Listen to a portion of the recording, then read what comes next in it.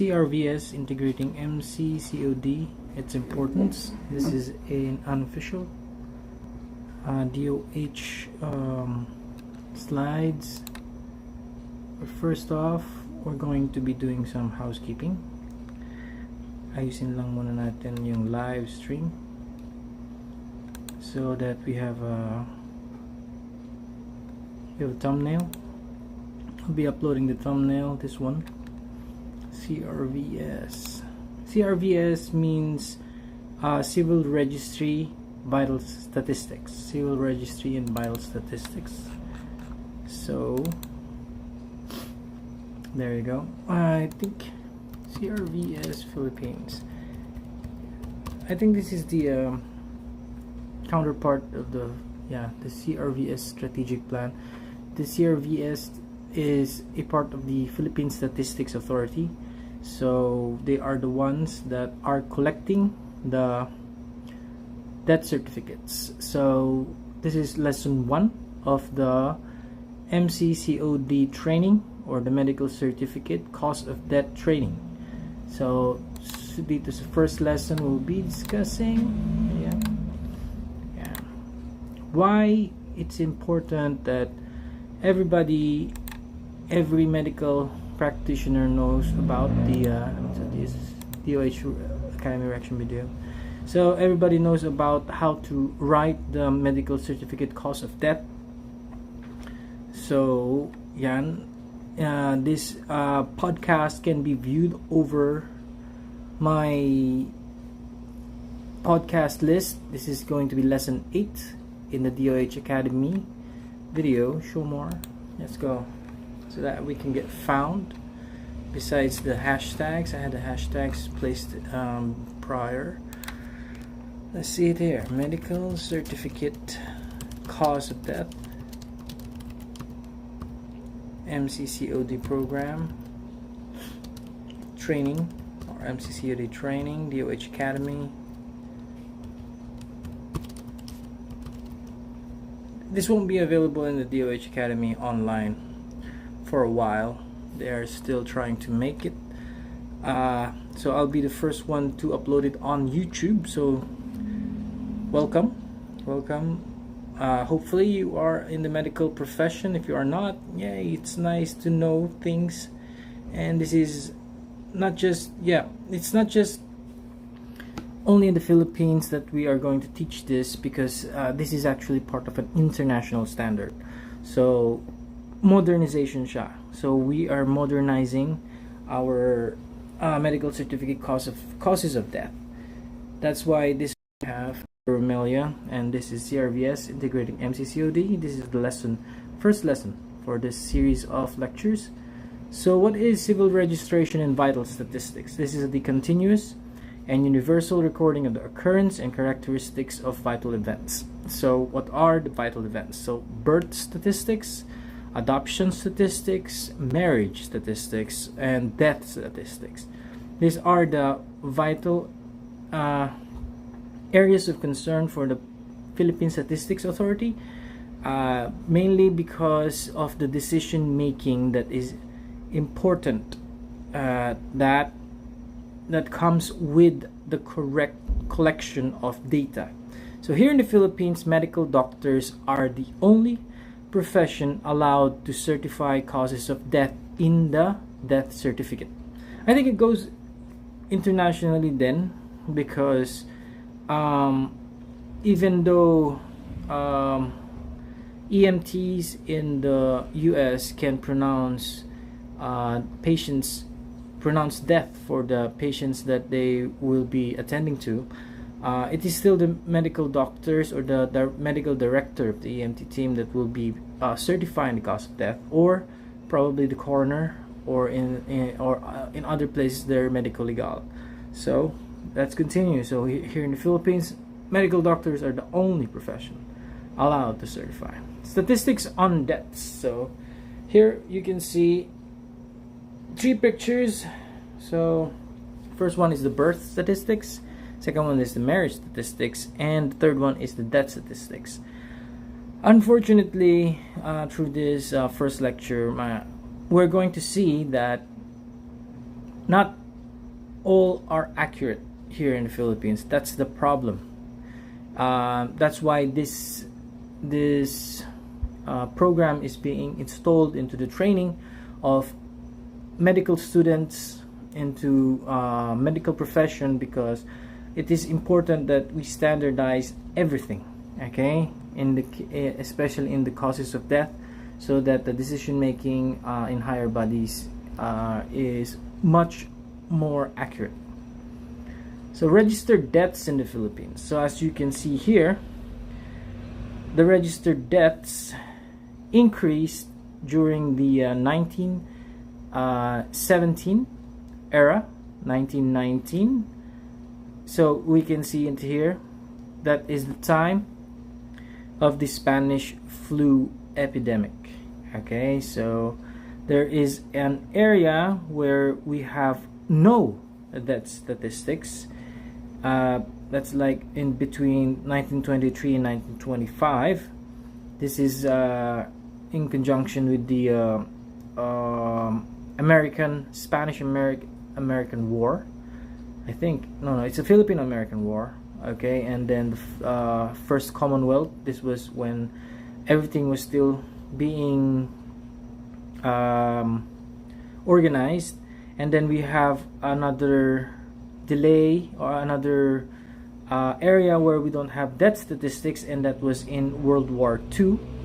And then we have an increase of 43.2% registered deaths during the COVID pandemic, which started in March 2020, and in here 2021 there is a 43.2% increase registered deaths in the Philippines. That's the percent change.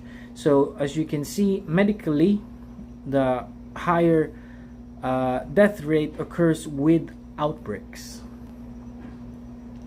So here in this slide, we can see the number of registered deaths in the Philippines. So for the past 10 years, in 2012, it was just 500,000, going steadily as the population increases. Okay, also the number of deaths, registered deaths, increases. However, in 2020 and 2021, the increase is logarithmic, or it's very high. So it changed from 613,936 to 879,429. So why the COVID pandemic started in 2020? Why was there an increase in the number of deaths in the 2021? This is because of the Delta strain. When the Delta strain came into the Philippines, this was one of the deadly strains.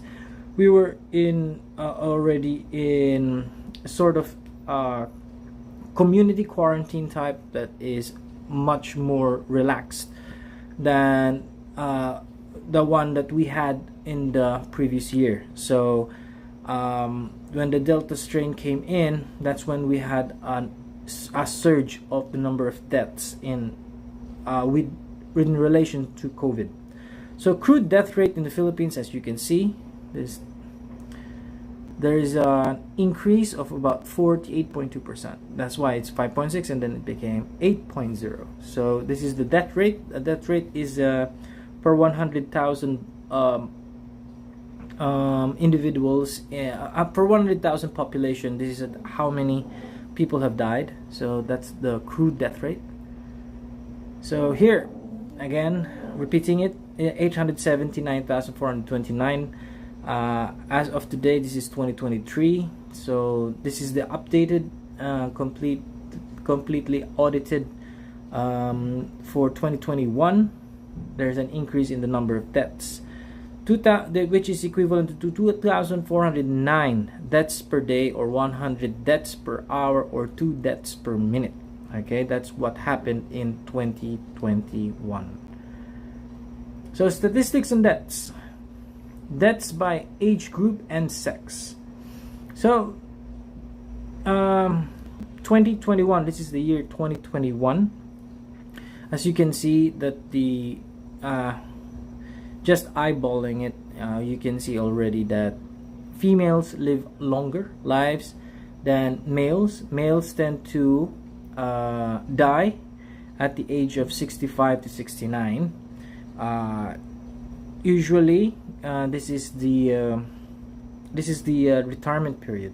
So the reason being is that males, Filipino males, have more dangerous lifestyle compared with females. Okay, this is why when they retire, they usually have chronic diseases. So why is this important, especially on health? Because this is something that we can work on. This is something that we can base our interventions when it comes to health. So it's important that we have the most accurate type of data around. Okay, so as you can see that the females live longer, and most of the death, that 7.7% of the deaths occur at 85 and over. There is an increase of death rates after reaching 60, 65. Yeah, there is an increase because there is an increase in the lifestyle change. So the habits of people, the habits of Filipino females are also prone to produce lifestyle diseases such as diabetes, hypertension, and they usually come out at the age of 40. That's why, as you can see here, the increase starts at those ages for the deaths, and then it increases proportional to about 85 and over. So number of registered deaths by month of occurrence, something, it's not just trivial to know these, but when we look back at 2021, as you can see, September was the most number of deaths per month. This coincides with the Delta strain arriving in the Philippines from India. So it's one of the things that travel was already allowed during global travel, or international travel was already allowed with some restrictions. It's easier for people to go around the country at that time, but the Delta strain imposed a heavy burden. That's why we have more deaths during those months. So if we are to look back on this, we can, if we are going to look forward from this, when there is a new outbreak that could occur, we will be looking for genotypic variations. When there is genotypic variations, we should follow a stricter guidelines. I mean, if you're going to change things in here, if we get notification that there will be a new strain, or there's a new presence of a new strain of whatever disease, it would be prudent for the Department of Health to impose stricter guidelines, especially since here, as you can see, the Delta variant created a much higher death rate in the Philippines during the 2021 COVID pandemic. So registered deaths by attendant. So medical attendance is defined in the PSA currently as a doctor was able to attend or see the patient that died within the 12 months prior to the demise. There is a move from those who wrote this MCCOD training to move it, make it lesser to about 6 months, because the problem with 12 months is that there could be a lot of doctors who only saw the patient like momentarily, or just one consult, and then they may not be able to ascertain the cause of death. It would be prudent if it was one of the doctors that handled the patient 6 months prior to the demise. So as you can see here, 45.3% is unattended, which means that the patient died with the past 12 months not seeing a doctor. So is that alarming? Of course it's alarming. We have a primary care system that's already free, and we are upgrading the primary care system. However, as you can see during the COVID pandemic, almost half of the deaths occurred at home. Okay, and it's not necessarily pandemic related to the COVID pandemic, but most of the deaths occurred at home, and they were not attended by a physician for the past 12 months. So that is alarming, especially since we are already transitioning to the primary care, the UHC, or the Universal Health Care System, and this is something that we need to improve in the coming years. Okay, so the next one is by hospital authority. 27.8 of them were attended at a hospital, or they died in a hospital, or their death certificates were registered by a hospital authority. 13.6% was signed out by the public health officer, the municipal health officer, a rural health physician, or a city health officer. 8.3% was seen and registered by a private physician. So this should be increased, because through this training, if we will be able to train other private physicians on how to write the medical certificate cause of death, we may be able to tap them so that the deaths will be attended. Okay, so this is something that we can tap. It's not just the public health system that can write the death certificate. That can be written off by private physicians. So 2.8% not stated. So there are death certificates, especially those indigenous people, belonging to indigenous groups, or in other far-flung areas. There are deaths that are registered but may be delayed or not done by a proper medical health authority, which is the doctor. 2.2% others, so we don't know anything about that, but it was categorized as others.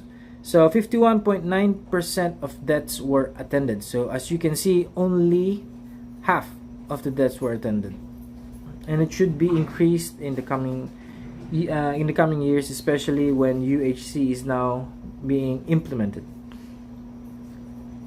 So in here you can see that where the patient died, 62.1% of the patients died at home. 37.2 died on health facilities. So you can check it on the previous. Only 27.8 were done on the hospital. So that's about 80 to 90% died in the hospital. So health facilities during 2021 included the COVID facilities. Okay, so there are 0.7% which is others or not stated. Okay, less than 1% is not stated. So there are errors in the registered death certificates. Okay, so that's something that has to be minimized in the coming years. So 10 leading causes of death during 2021. Even though I stated that COVID-19 was a cause of death, that one of the reasons why there was an increase in the number of deaths, you can see here that COVID-19 is like top 3 virus identified, and COVID-19 virus not identified is like top 7. Overall, they constitute the COVID-19 related deaths.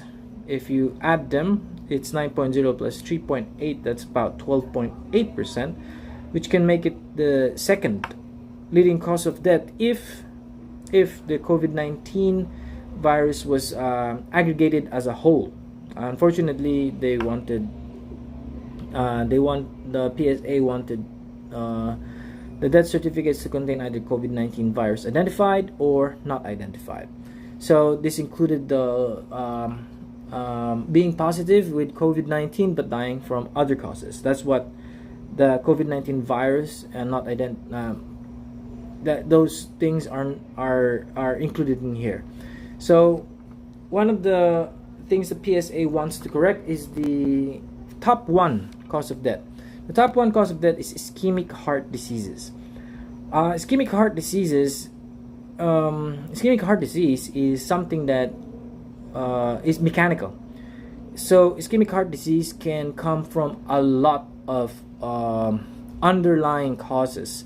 So it does not necessarily reflect the fact that the ischemic heart disease came from either an uncontrolled diabetes or an uncontrolled hypertension or other diseases that could cause the heart to have a block, like atherosclerosis. So it's very vague, and it's something that the PSA wants to correct, or the CRVS wants to correct, because for decision makers, how are we going to decide on a program that could stop ischemic heart disease? Because, for example, some of these diseases, actually smoking is not part of the leading causes of death here, but smoking can be an underlying cause, or alcohol abuse can be an underlying cause, and that's something that is important for public health programs. So the next one is cerebrovascular diseases. This is stroke.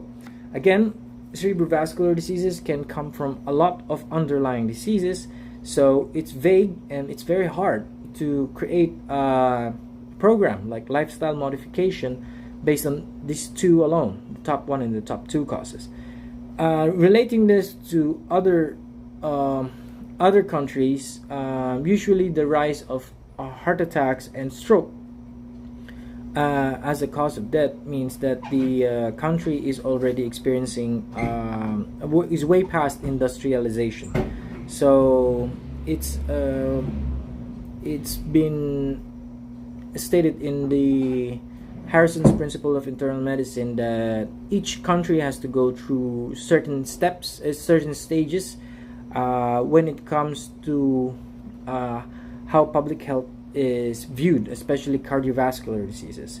So as you can see here, we are already past industrialization stage, because industrialization stage, the top one is usually pneumonia. But if you can consider what happened last 2021, COVID-19 virus is still the top three, and if you aggregate COVID-19 virus here, it will be the top two. So that's something that we have to take into account. So the next years may be it may have a different data altogether. So the next one, top 4, is neoplasms. So this is something that we have to define more. What kind of neoplasms? Is it all lung cancer or skin cancer? This will be important when we are coming up with interventions such as lifestyle modifications. Diabetes mellitus, this one is important, and it is going to continue to rise within the next 10 years. So it is projected to rise. This is the data from Diabetes Philippines, that it might be the top one cause of death by 2030. So diabetes mellitus is a result of a lifestyle that is right now, as we can see, with the modernization, with AI, with smartphones, we are getting to a period of inactivity to most of our constituents. So diabetes mellitus deaths may rise within the next 10 years. So that's important. Hypertensive disease is also one of the things that is overlooked, and most Filipino males are affected by it. So this is something that the DOH would, or any local public health program, would want to touch on. Pneumonia has now gone down to top 6. Top 9 is chronic lower respiratory diseases. So it doesn't say if it's smoking related or not, but chronic lower respiratory diseases can come from occupational. So remainder of the disease of the genitourinary system is now the top 10 because many have been bumped up. You can see that on the following slides, on the next following slides. So 10 leading causes of death in the male. Again, ischemic heart disease, cerebrovascular disease, and COVID-19, almost identical to the top 10 leading causes of death. So males, the only thing that's different, I think it's still the same: hypertension, pneumonia, and chronic. Yeah, it's almost the same. So in females, it's not.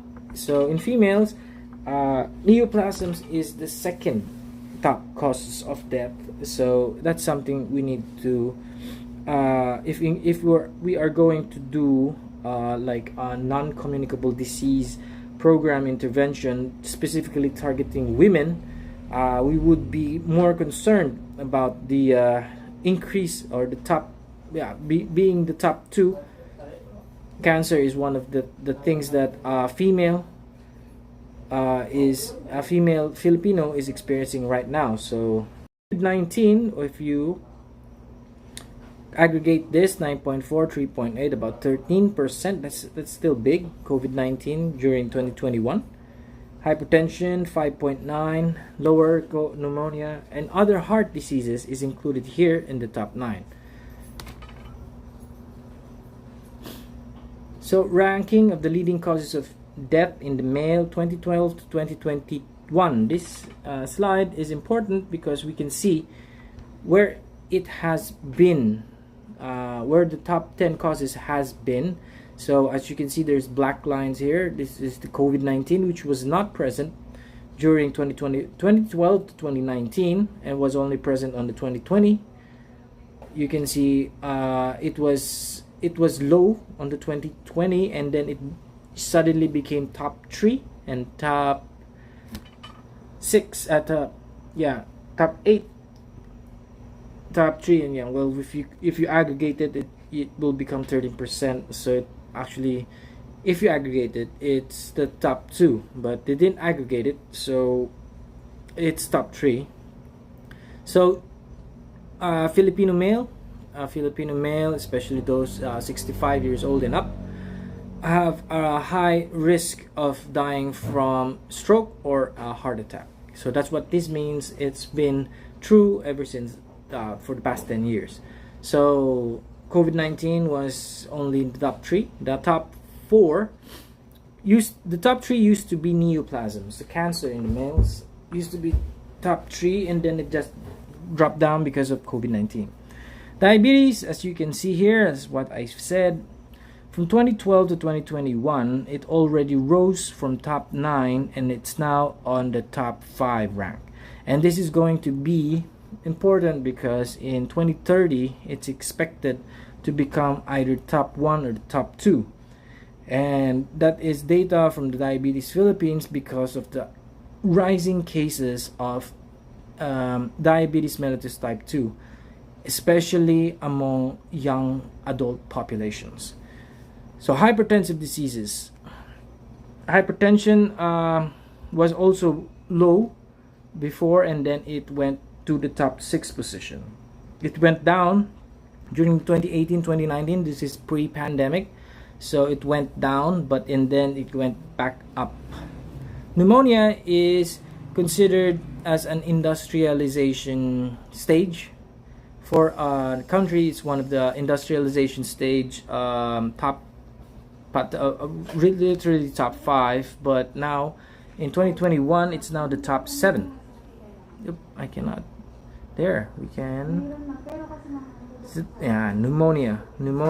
Okay, so it's going low as we entered the new stage in health program development. So because of increased public health programs, pneumonia, community acquired pneumonia, is going low. Chronic lower respiratory diseases is going low also, quite possibly because of the stricter implementation of the no smoking ban. Okay, there's a ban in the use and sale of tobacco products, but there is still sale going on, but there are major cities in the Philippines that are already implementing a total ban even on the sale of nicotine, especially in two cities that I know of, Bataan, Balanga, and also in Davao. So those contribute significantly to the lowering of the chronic lower respiratory diseases in the top 10. So remainder of disease of the genitourinary system, this is a lifestyle disease. So as you can see that it used to be more than 10, but now it has entered the top 10. So as lifestyle is, especially the diet, is becoming more of a problem now for the younger generations. The diseases of the genitourinary system is going high. Tuberculosis used to be part of the top 10, and now it's going down because of the improvement in the treatment of tuberculosis, especially the multi-drug resistant tuberculosis. Other heart diseases, so it's gone down. It used to be top. We don't know what other heart diseases this is. It's probably other diseases categorized not ischemic heart or the like. We don't know what, or it's probably congenital heart conditions. We don't know. This was not discussed during our, no, I should have asked. Yeah, I know. Transport accidents. So transport accidents or vehicular accidents, this rose to the top 10 during the 2018-2019. This was part and parcel of the increase in commercialization of flights, which was why the COVID-19 pandemic also occurred very fast, because this was the time that airlines were booming, and there was mass and then there is this mass movement of people due to tourism. So because of that, we have transport accidents occurring during the 2018-2019 and then disappearing again because of the COVID pandemic. So as the airlines, as the mass transport is returned, accidents may happen. Also, tourism in other areas may cause this to rise again in the next coming years to the top 10. So rankings of leading causes of death, female. So as you can see, if this is for females, of note, it's still stroke and neoplasms, top 1 and top 2. Ischemic heart went down to the top 3 position during the 2014. We don't know why. I don't know why. Cerebrovascular diseases remain among the top 4, so it's now top 3. COVID-19 became only significant again, same 2020, but it's top 4 for the recent statistics. Diabetes is next. Again, this is going to be rising. Hypertension also rising because these are lifestyle diseases. Pneumonia is now going down. So as predicted by the it's a model, it's about the global health model of how a country develops. Pneumonia will be top 1 and then it will slowly go down as industrialization is now over, and as more healthier practices are communicable diseases should go down.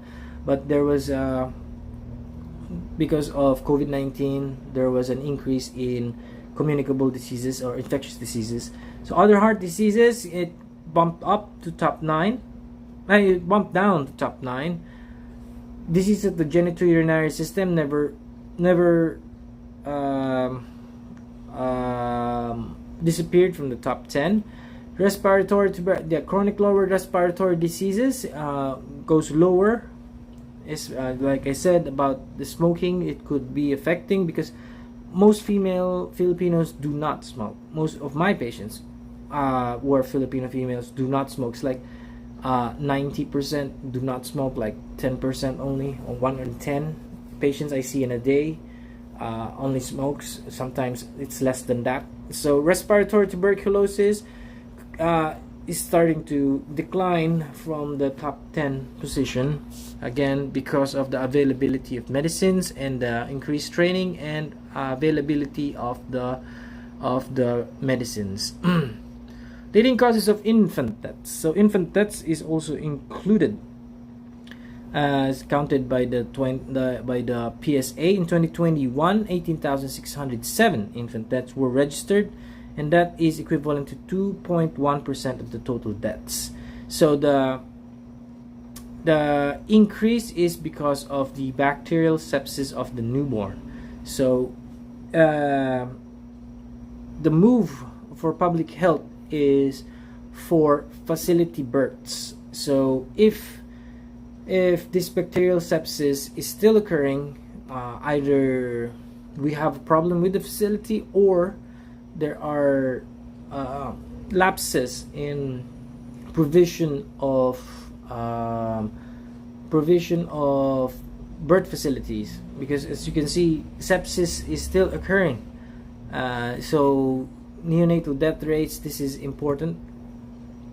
Respiratory distress of the newborn, again, this is a laboratory diagnosis. This is an ancillary diagnosis. You usually need to see this on X-ray. So, and it's brought about by prematurity. So it's one of the things that is important in public health. Remainder of the perinatal conditions, I don't know how many that is. I'm not pediatrician, or I'm not a practicing pediatrician. Yeah, I knew this once, but now I don't. Other respiratory conditions of the newborn, to others. So I don't know why it's not included in the remainder of the perinatal conditions. Congenital malformations of the heart, congenital pneumonia, which is, it could be transferred from mother to baby. Other congenital malformations, pneumonia is now low. So again, because of the stages in the global healthcare. Intrauterine hypoxia and birth asphyxia. So cord coil. This could be a common cause. Diarrhea and gastroenteritis of presumed infectious origin occurring on infants. So it's part of the top 10 leading causes of deaths in 2021. So in public health, diarrhea, hand washing. So this could be something that we can show mothers or would-be mothers that hand washing is very important, especially when you're taking care of infants. So these data are important in provision of education, proper public health education. 2021 recorded total of 2,478 maternal deaths. Maternal deaths used to be important. Is actually an important data to gauge the national public health system. Any country's national public health system is very dependent on this maternal mortality rate. It's all because if the public health system works, the maternal deaths should be lower or absent. So because if we don't have smoking, if the mothers are not exposed to smoke or exposed to pollution, then the pregnancy should go well as planned. And also, as you can see here, maternal infections, parasitic diseases classified elsewhere complicating pregnancy, childbirth, and the puerperium is still high. So this includes the neglected tropical diseases, helminthiasis. So it's still prevalent here in the Philippines, and it's causing maternal deaths. Okay, so that's something that we need to address. Now, eclampsia and preeclampsia is healthcare system. So if there is a visit, as long as the pregnant women have adequate visits in health centers, this could be prevented. Deaths from eclampsia and pre-eclampsia, and also access to emergency maternal care. If we have facilities for that adequately, even those in far-flung areas, we can prevent deaths from eclampsia and pre-eclampsia. So other maternal diseases classified elsewhere but complicating pregnancy, childbirth, and the puerperum is top 4. Postpartum hemorrhage. So this is facility based. Okay, so why are new mothers dying from postpartum hemorrhage? So this is something that we can investigate on, and find out if there are certain facilities that are lacking pregnancy. Obstetric embolism. These are very rare events, but they are recorded. Unspecified abortion. So these are the top 10 leading causes of maternal deaths. Maternal deaths in the Philippines, as you can see, it is increasing. It used to decrease from 2010 to 2012. You can see in this graph, and then it started to increase again 2015, and then astronomically 2020 and 2021. Why did it started to increase in the 2020? One of the reasons is, of course, COVID pandemic, because a lot of the hospitals and facilities were shut down. So births, antenatal care was low. Okay, so this is one of the things that could affect why we are seeing these leading causes of maternal deaths in 2021. Okay, because only in 2021 were we able to try to periodically increase the services provided to the maternal care. So as you can see here that in 2021, the Filipino public healthcare system was affected, and it had an increase in the maternal mortality death rate. Okay, so 10 leading causes of fetal death. There were 9,524 fetal deaths in 2021. Again, if you're going to see it here, it's not here.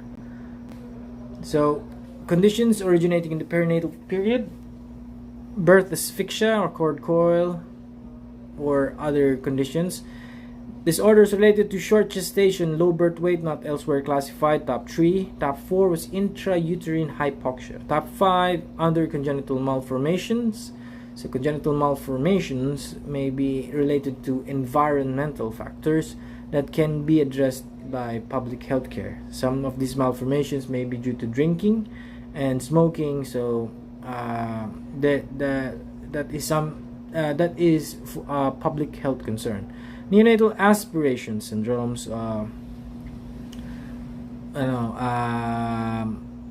advanced gestational age, that's something. Respiratory distress of the newborn is still occurring, although it's very low compared to the others. Other conditions of the integument specific to fetus and the newborn. Anencephaly, so it's still prevalent as a top 9 cause of death. Anencephaly and similar malformations, and then disorders related to long gestation and high birth weight. Now there is a note here that fetal death of unspecified cause was excluded in the leading cause of fetal death. So there is something here that was taken out. We don't know why. We did not ask. I did not ask. So number of registered deaths due to COVID-19 by month of occurrence, again, September, was the highest during 2021. Virus identified was only 79,423. Virus not identified was 33,349. We started to not what do you call this? We started to not mandate regular testing around this time. So testing was still done on some, but there are others that were not identified. Okay, they died with symptoms of COVID, but COVID-19 was not identified during the perimortal during the period of their demise. Status of CRVS in the Philippines. So the CRVS has a target of births registered at 99%. 2010 it was only 94%. This was 10 years ago. Deaths registered 90%. 2010 it was already 66% lang, so it's very low. Medically attended, a target is 85%, but 2010 it was only 34%. Reduction of the ill-defined or unusable COD with 0 R code. So there are death certificates that were hastily written or illegibly written, or sometimes ill-defined. So this 0.45, and 2010 alone it was already 0.9% reduction. Community deaths with underlying cause of death determined through standard VA. There's no data because VA or verbal autopsy was not done during 2010. Okay, verbal autopsy is a program developed by the WHO and improved by the DOH to better ascertain more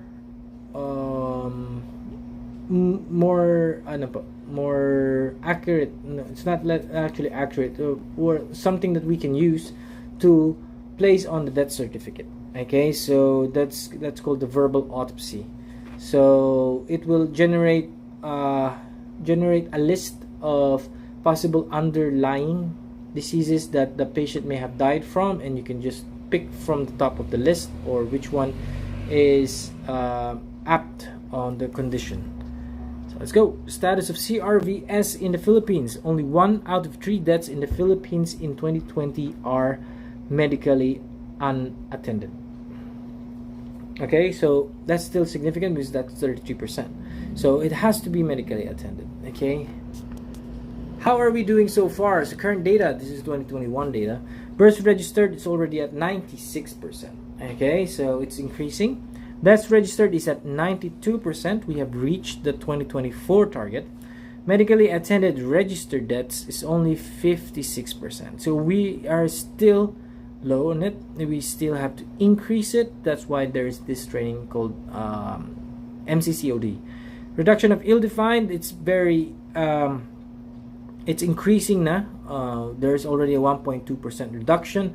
There is no data on standard VA because this verbal autopsy was developed in 2019, and they have started the program only for the past 3 years, and I'm the batch 3 of the program.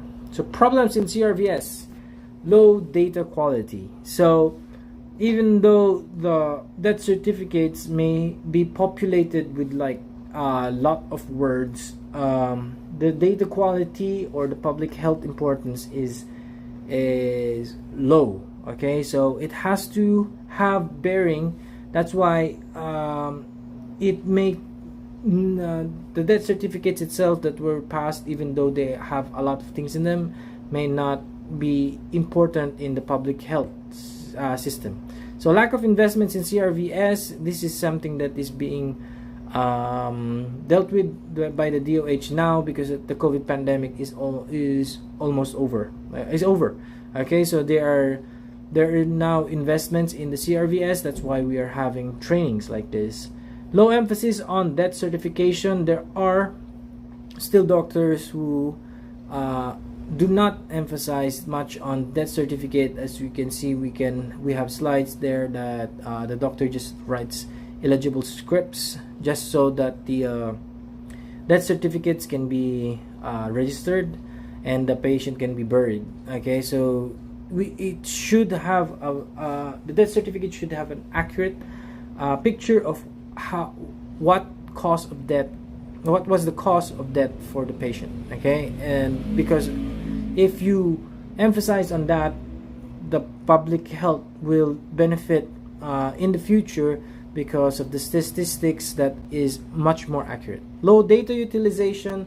So again, there is now verbal autopsy, which can help with the data utilization. It's a program, and it's a very difficult program to use. Cumbersome, especially if you're seeing 345 patients a day or 50 patients even in a day in the public health setting. The VA interview usually takes about 30 minutes per death certificate. Okay, so problems in CRVS. 10 to 19% of records from 2013 to 2018 have ill-defined or unknown causes of death. So ill-defined means there are words in there that do not help in determining the underlying cause of disease or unknown cause of death. They just place old age in there, or multiple organ failure syndrome, even though it was not properly documented that there were 2 or more organs that are involved, but the physician still wrote MOFS. Okay, so it's ill-defined, so it doesn't help the public health system or the CRVS. There's no improvement in the CRVS. So, importance of vital statistics in the health center. Primary source of public health information on births and causes of infant, neonatal, and maternal deaths in a defined population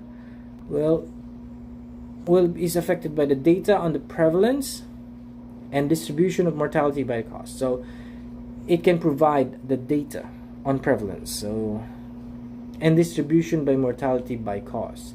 So this is something that's important, especially when we are deciding on public health interventions.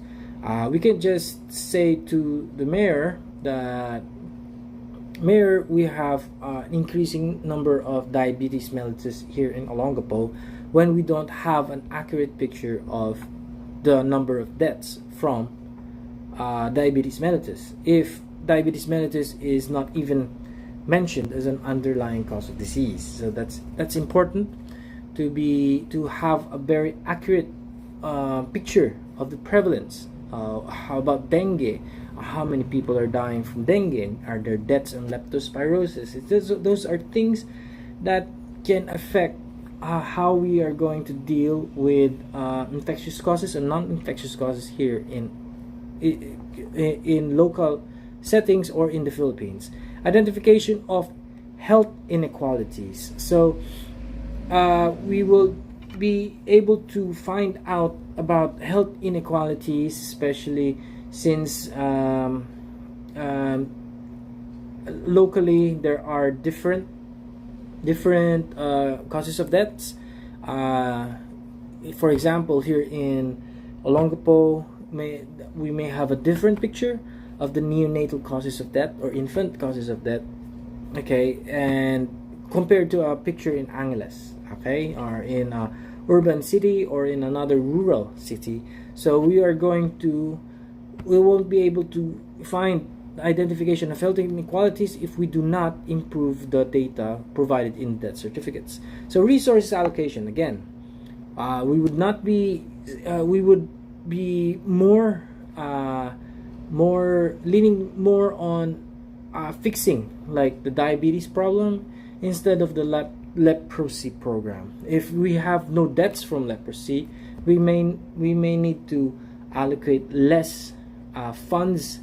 Since we have limited funds in the city health office, we can allocate less funds for that, and since we already have decreasing morbidities and the mortality is almost zero, so it affects how we are going to present this to the decision-making bodies. Importance of vital statistics in the health sector.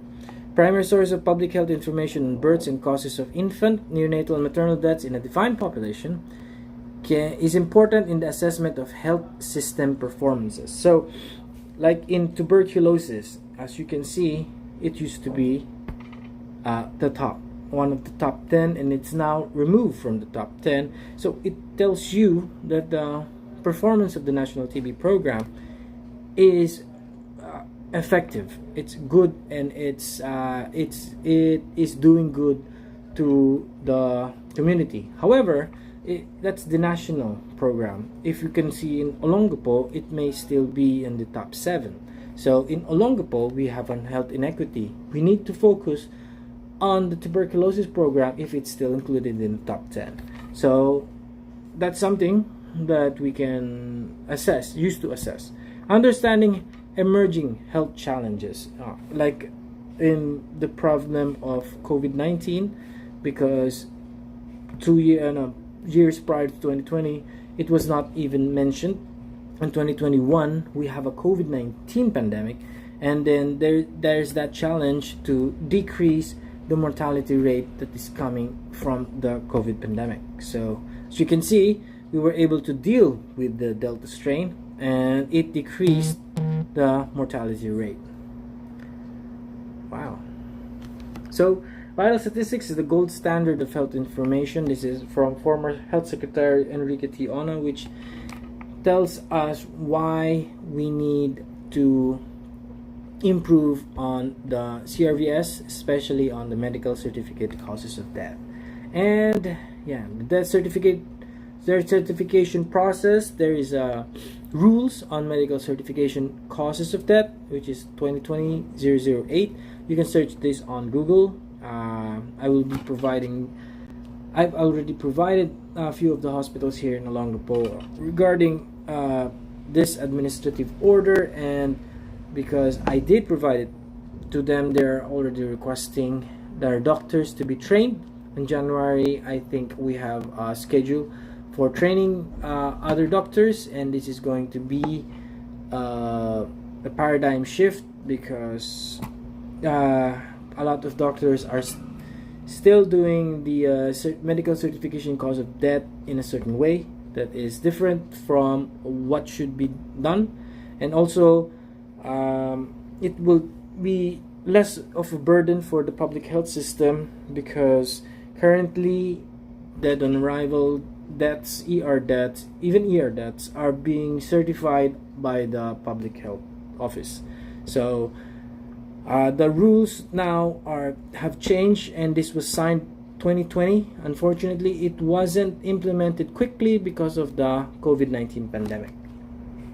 Administrative Order 2028 established the procedures and defines the roles, responsibility for reporting, certification, and review of the cause of death. This will be in a later lesson. So it's the objectives of this is to provide a standard procedure for reporting, certifying, and reviewing the cause of death. Who certifies it? Who reports it? Who will review it? Standardize the procedure for referring cases of deaths which warrants medical legal investigation. So if you have a doubt, you can refer. Let's clarify the roles and responsibilities of the different key actors in reporting, certifying, and reviewing the causes of death. Establish the use of verbal autopsy in specific cases for cause of death determination.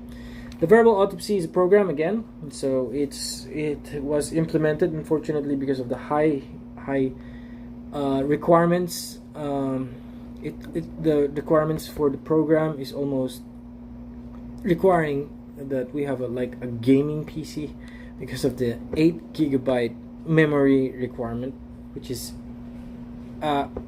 uncalled for, because the program is so basic. We don't even know why it's not working on less than 8 GB laptops when it's only text based. It doesn't even contain a lot of images. It's not even on 3D.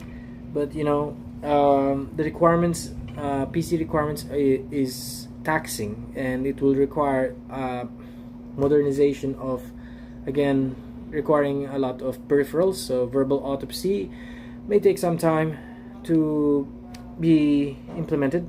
Monitor compliance and violations of existing CRVS. So compliance and violations. So right now we're going to be teaching the other doctors how to write the medical certificate cause of death, but we will be after that we will be reporting violations and compliance. So laws and regulation, reporting, certifying, and reviewing the medical certification causes of death. Okay, strategies for a more accurate mortality statistics. So it's multi-sectoral coordination. It's not just the PSA, it's not just the LGUs or the City Health Office, but the PNP and the NBI, branches of the DILG, these are branches of the DILG, will also be coordinating with the how the death certificates should be improved. Okay, so revision of the civil registry form, certificate of live birth and certificate of death. So it will be revised. So it used to be back-to-back pages, and today they are revising it to include 4 pages for the death certificate. So it's going to be revised, and it's going to be 4 pages or 2 paper back-to-back, and it's going to be early first quarter of 2024. Health CRVS bill. So to further improve the training of doctors, there is a health CRVS bill being formulated. Strategies for DOH to more accurate the mortality. So rules on MCCOD was made, and there's the Department Circular number 2022-0293, or the interim guidelines on assessment of MCCOD in health facilities. DOH strategies for a more accurate mortality statistics, capacity building. On medical certificate cause of death, there's an e-learning course which was a pilot program for the DOH Academy. Although I did a feedback on it, because e-learning course in the DOH Academy, as you can see on the previous lessons in this YouTube podcast, you're going to find out that it's not very easy to take in if it's not face to face. Okay, in face to face you can stop the speaker and ask. Okay, that's why we were able to grasp most of this training, because the speaker there knows how to answer us, and we were lively in the discussion, and we get to see we were able to give feedback. So that's something that you cannot get from an e-learning course. So it's still in the works and it's always taught live in the DOH Academy. There is no recorded versions. Standard MCCOD instructional design integrated in medical school curriculum. So in 2024 it will be part of the PRC board. Yeah. MCCOD and CRVS handbooks have been provided to us. And then here are the CRVS 4 health milestones. 2009, there was a national and subnational CRVS assessment. This is why they found out that we need to change the CRVS system. And then 2010, there was ICD-10 training for health professional encoders. There was a training and trainer on medical certification cause of death in 2013. Unfortunately, it was only a few in the program. MCCOD and CRVS handbooks were made on 2015, and there was a rollout of the training. Start of revision of the civil registry form. So the current form is revision 3, I think. So there's going to be a revision 4. Legal review of CRVS laws and practices. Medical legal investigation bill was passed. Was passed in 2018. There's training on the medical legal death investigation. MCCOD and learning course, there was a pilot program 2019. TOT on the Smart VA and pilot testing for the Smart VA. Unfortunately, in 2020, they were only able to provide the DOH admin order and the integration of MCCOD in 30 medical schools only, and they were unable to follow it up, mostly because of the pandemic. MCCOD instructional design continued, and inclusion in the medical board exam by the PRC is, I think, it's still in the works, and it will be passed. The PRC will be making that statement early next year.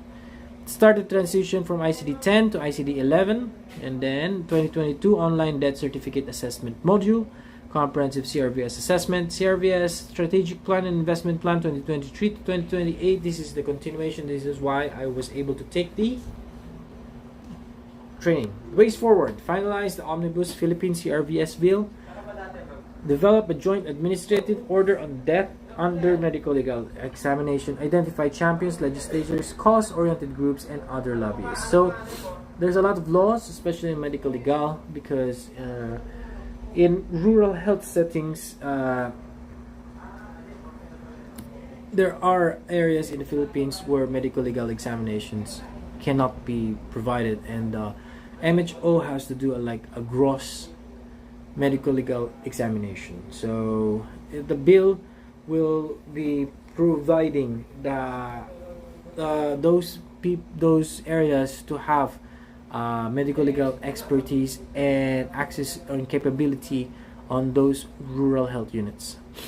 Ways forward: capacity building. So understanding with AMHOP, or the Association with the Hospitals, for the institution of medical certification in the cause of death and verbal autopsy trainings. Expand implementation of the MCCOD instructional design to all remaining Philippine medical schools, those with CHED.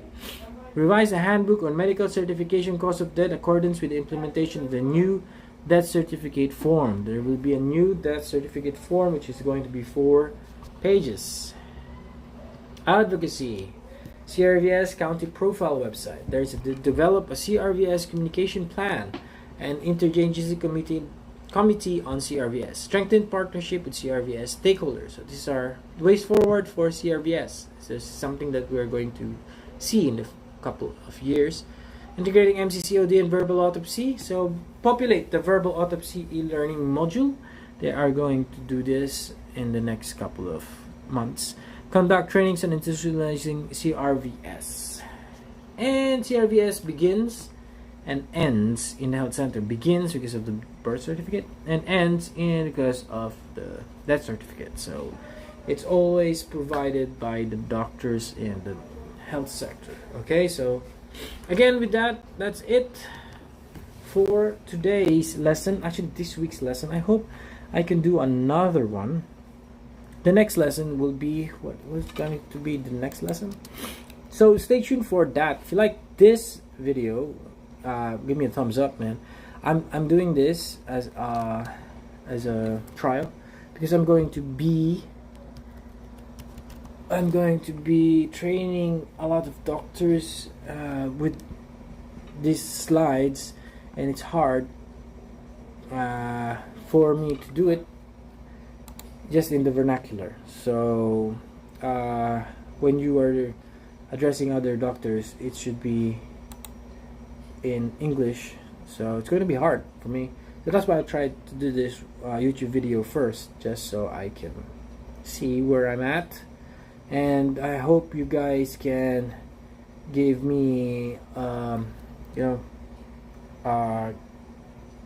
can criticize, you can tell me recommendations. I actually want to change the slides, but this is the slides that are provided of help.